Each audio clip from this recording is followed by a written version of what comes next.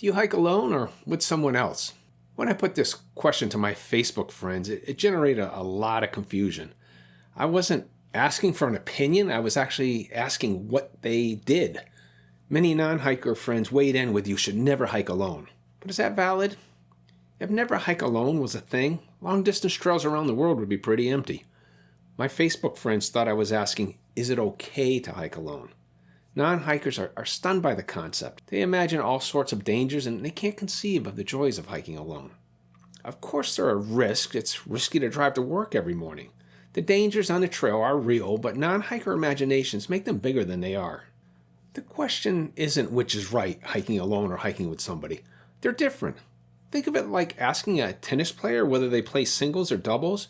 Undoubtedly many players have a preference and many do both, but they're the same sport. They're different enough to matter.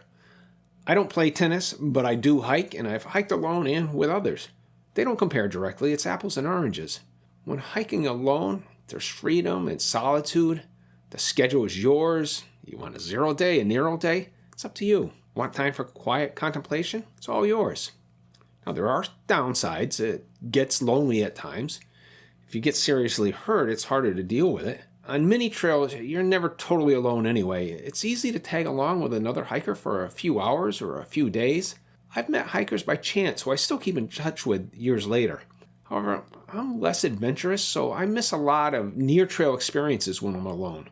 Like walk into a town and go to a restaurant alone, table for one, sit at the bar with the other losers. I've hiked more Appalachian Trail miles alone than not, yet I never felt lonely despite the miles without seeing anyone.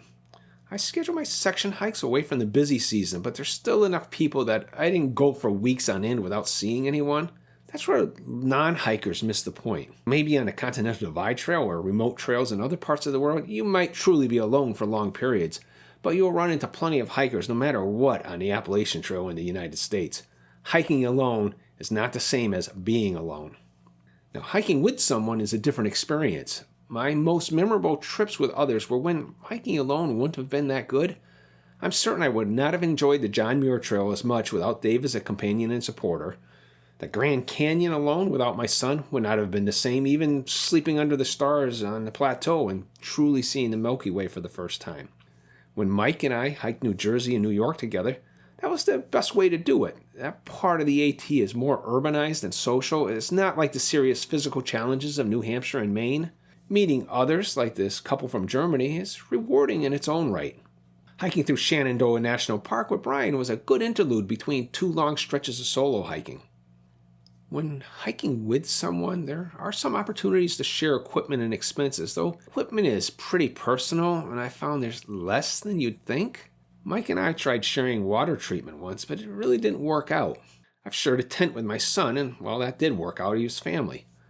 Hiking with someone does not mean being in constant contact. You can get separated, sometimes because things occur, and sometimes out of choice, wanting a few hours of alone time or because your hiking speeds are different. It surprises many people that it's often as hard to hike slower than your natural pace as it is to hike faster.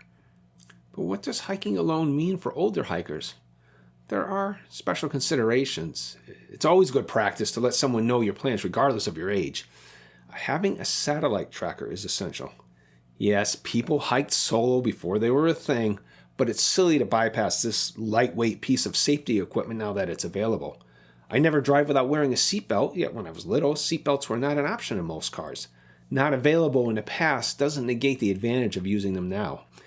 I use a Garmin InReach Mini. That's not an endorsement, it's just a statement of what I use. Going into the backcountry may not be orders of magnitude more dangerous than walking the streets, but it's not without increased risk. I've talked about this before. Geraldine Largay, trail name Inchworm, got lost in the 100-mile wilderness in 2013. If she had had a tracker with her, she would easily have been rescued rather than starving in her tent. More likely, she would never have been lost in the first place. A tracker, or even the GPS capabilities of today's modern smartphones, would have prevented her tragic death. At the very least, she would have been recovered quickly rather than having her remains discovered years later. There's another unfortunate truth we don't like to contemplate.